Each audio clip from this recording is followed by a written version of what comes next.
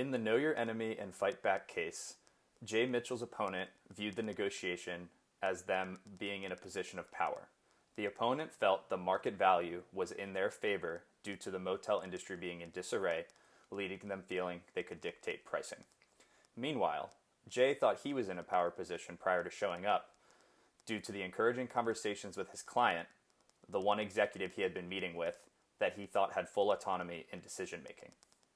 The atmosphere at the face-to-face negotiation was hostile in Jay's point of view because he was expecting to meet with one executive that he had been working with and had an established relationship with.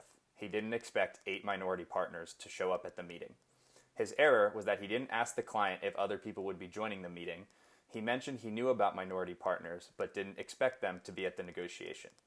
Jay should have been clear in his communication and explicitly asked if any of the minority partners would be joining to get an understanding of the social context of the meeting.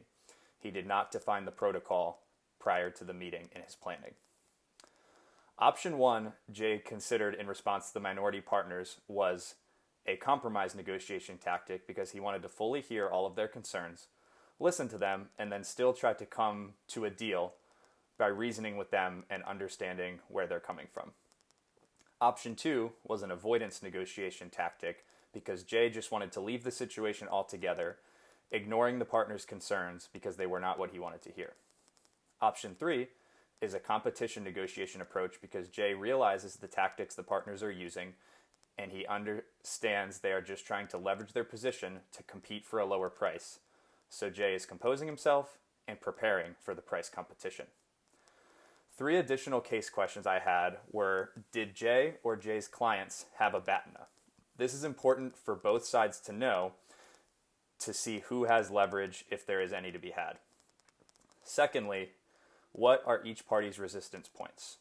What was the least Jay would sell for and the most the clients would pay? This is important to understand where each party could go if a deal could be reached. Lastly, does Jay have anything specific or unique or special to offer that other franchise salesmen don't have?